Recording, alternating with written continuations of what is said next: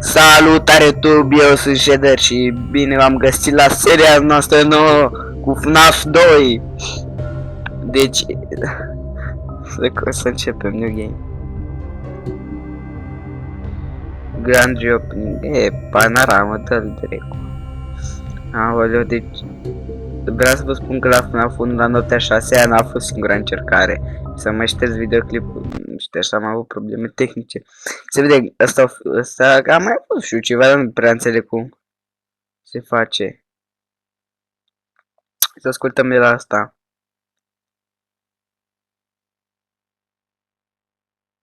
Mă bagă?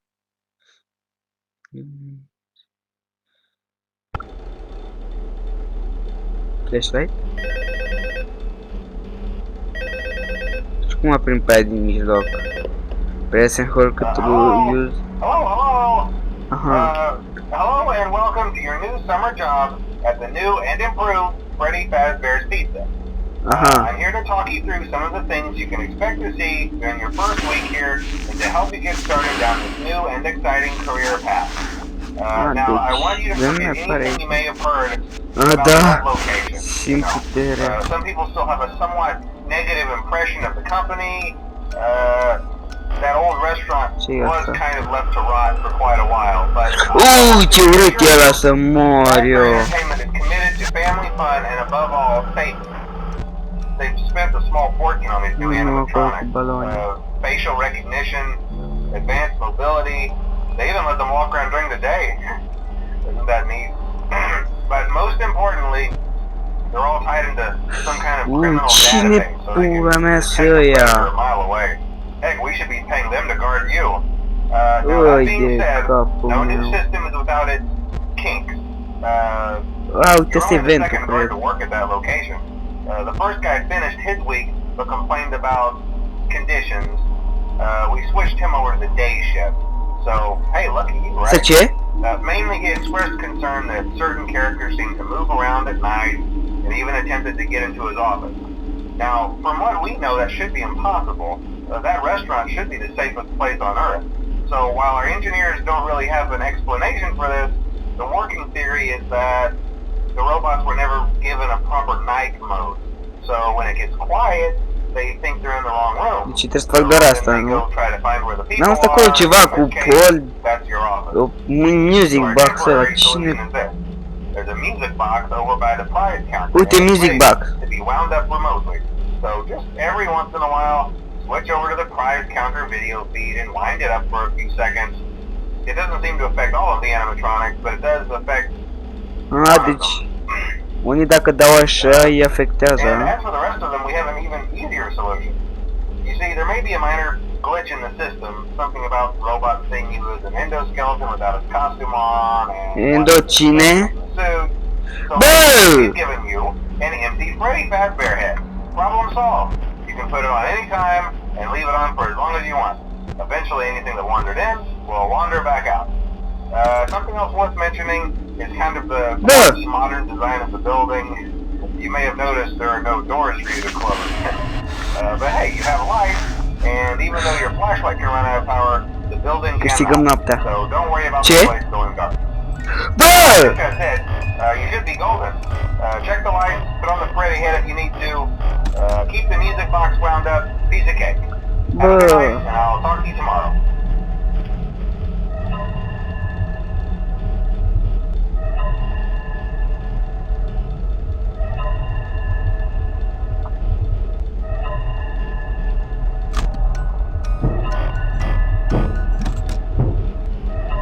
Ce? Hai. The fuck?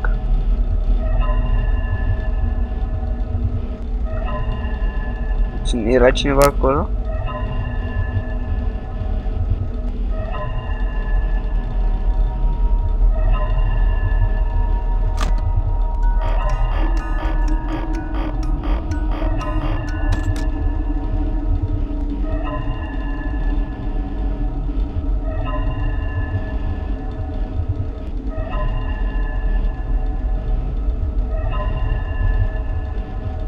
ce ar trebui să fac?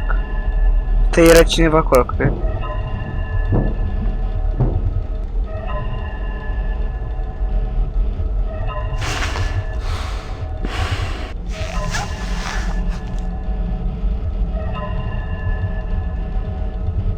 Bă!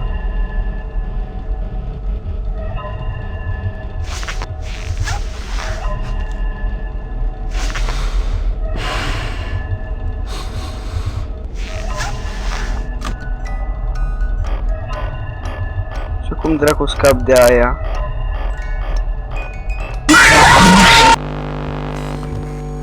Oameni buni, ați mai auzit că cineva să moară într-un joc în noaptea?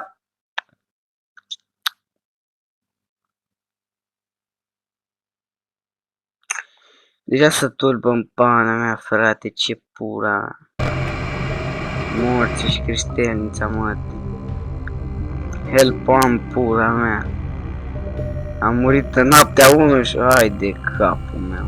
Clar că jocul ăsta nu o să-l mai termin dacă mor în noaptea 1.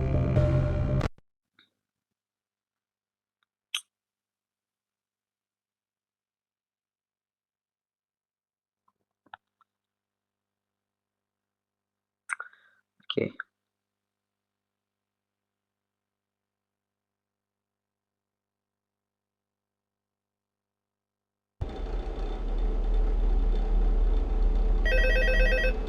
Deal. Deal. Hello? Hello and welcome to your new summer job at the new and improved Freddy's Pizza. I'm here to talk you through some of the things you can expect to see during your first week here and to help you get started down this new and exciting career path. Now, I want you to forget anything you may have heard about the old locations, you know.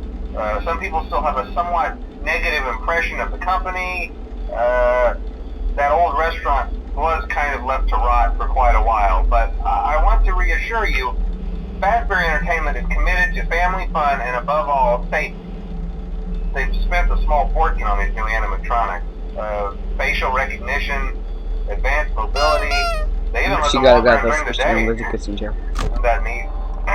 But most importantly, they're all tied into some kind of criminal database so they can detect a predator a mile away. Heck, we should be paying them to guard you. Now, no new system is without its kinks. You're only the second guard to work at that location. The first guy finished his week but complained about conditions. We switched him over to the day shift. So, hey, lucky you, right? Mainly he expressed concern that certain characters seem to move around at night and even attempted to get into his office. Now, from what we know, that should be impossible. That restaurant should be the safest place on Earth. So while our engineers don't really have an explanation for this, the working theory is that the robots were never given a proper night mode. So when it gets quiet, they think they're in the wrong room. So then they go try to find where the people are, and in this case, that's your office. So our temporary solution is this. There's a music box over by the prize counter, and it's rigged to be wound up remotely. So just every once in a while, switch over to the prize counter video feed and wind it up for a few seconds. It doesn't seem to affect all of the animatronics, but it does affect one of them. And as for the rest of them, we have an even easier solution. You see, there may be a minor glitch in the system, something about the robot seeing you as an endoskeleton without its costume on and wanting to stuff. So hey, we've given you an empty Freddy Fazbear head. Problem solved. You can put it on any time and leave it on for as long as you want. Eventually anything that wandered in will wander back out. Something else worth mentioning is kind of the quirky modern design of the building. You may have noticed there are no doors for you to close. But hey, you have lights, and even though your flashlight can run out of power, yours cannot. So don't worry about the place going dark. Well, I think that's it. You should be golden. Check the lights, put on the Freddy head if you need to. Keep the music box wound up. Piece of cake. Have a good night, and I'll talk to you tomorrow. Trebuie să-mi pun masca.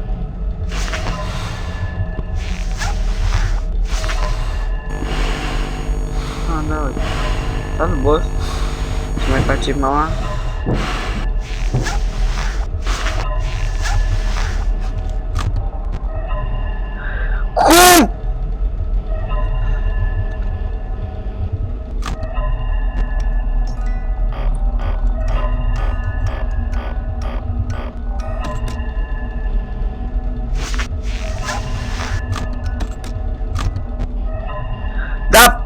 morții și Crist marș în gâtul mătii de aici!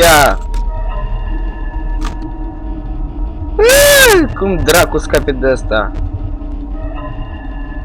Aaaa!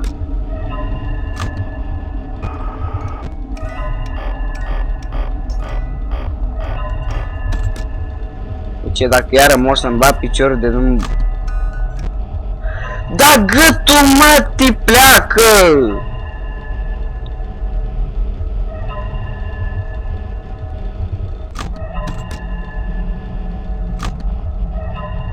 Cum pula mea mai scape de asta? Bine că nu sunt alții aici. Deci, aici, la ora asta am murit eu. Left, right, left. Cât mai pot. Cum pula mea?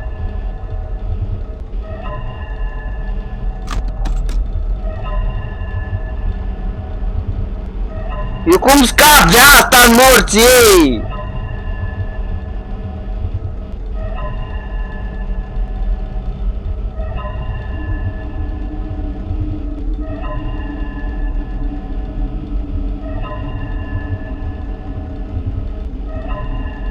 Îmi bat pula asta cu masca.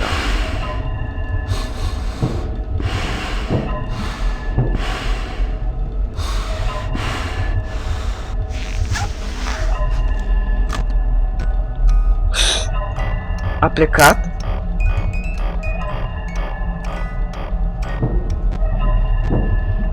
M-a venit țiganul ăla.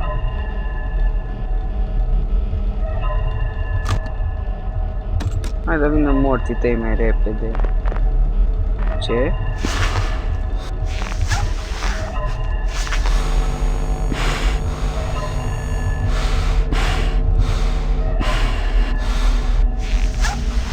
Opa, faide! Acolo, stai, stop, pauză! Stai în gâtul mătii acolo! Morții!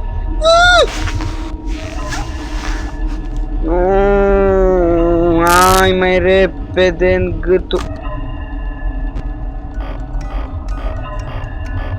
Cred că te spun masca repede.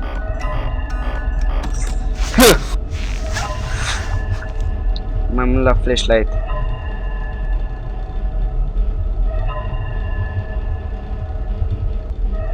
Hai 6 bă! Gâtul. E să mor. Fuck.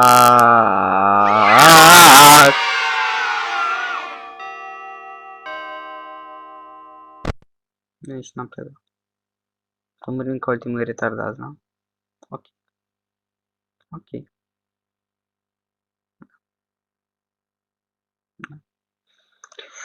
Ba, dicunea de cum pula mea o chema Cica sau cum dracu.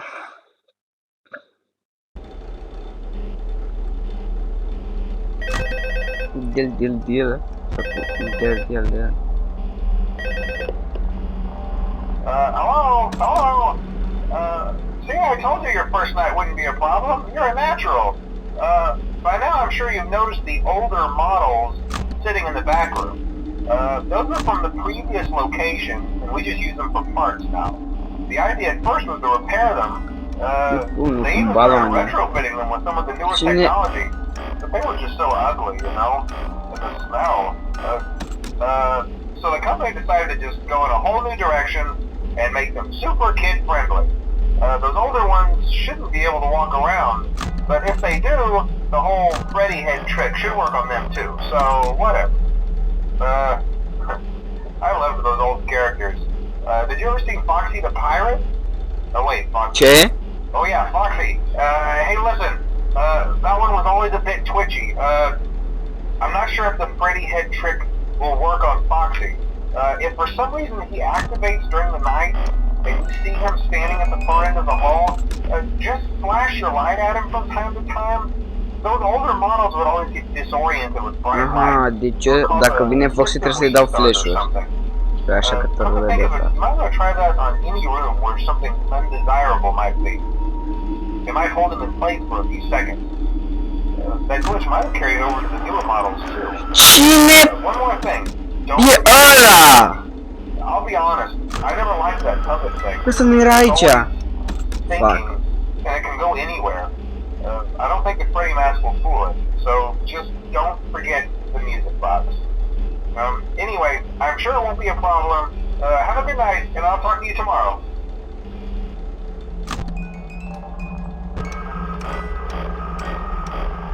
Ce dracu caută la acolo? Am țipat și noaptea a doua, bă. Să nu... Ești în gât.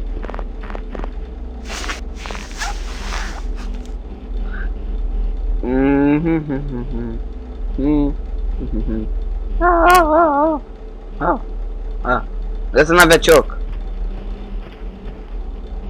Ce? Tocmai să... Ce?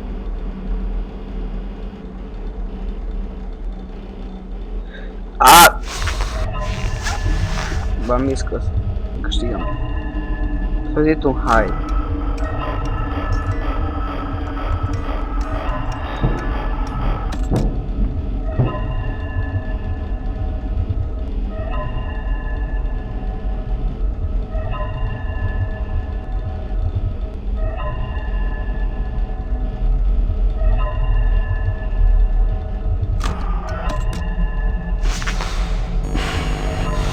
Da, am pus camera, asta e.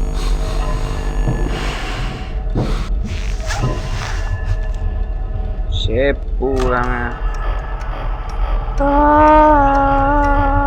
Ha, mască! Oh, ce rapid am.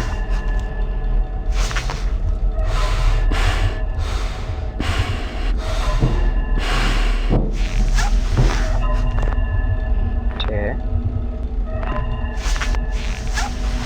Ce vrei să-i fac eu lui ăla? Ah, da, flashlight.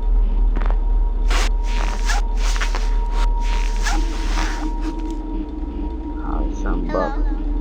Ce s-a auzit? Masca.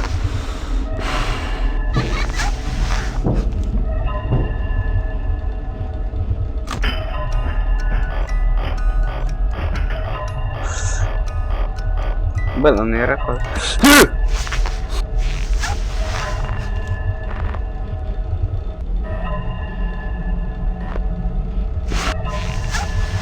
Mamă, cum, ce pula mea-i fac eu lui ăla? Soare lanterna. Patriem.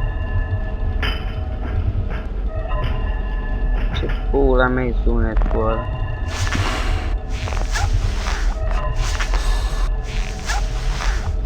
Cum dracu mai scapi de ăla? Cineva event. Cine pui ăsta?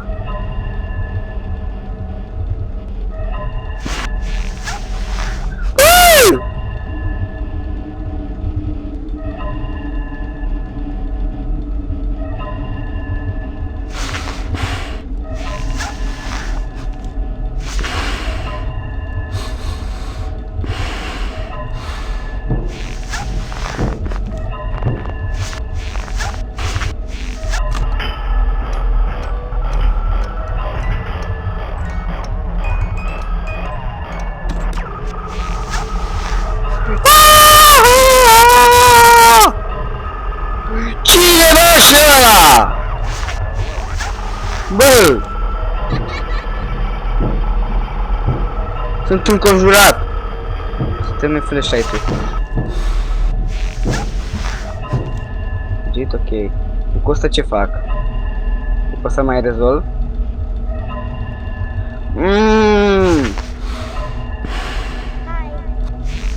Nu spune că ăla iar un vent.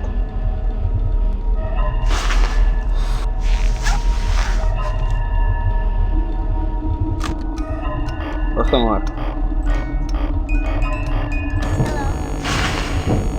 Spune că am făcut corect.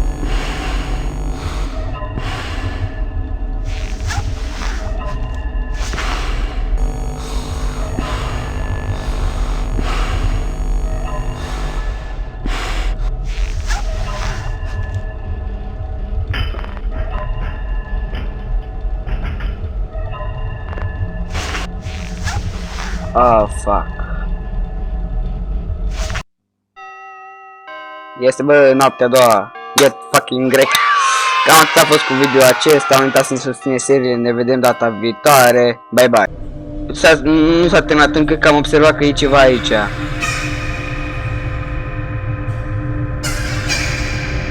Mamă, ce fel se uită la mine. Nu te uita și tu. Da, mă, n-am mâncare.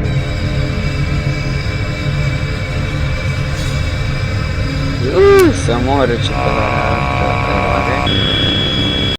Atât, bye bye, ne vedem data viitoare. Cred.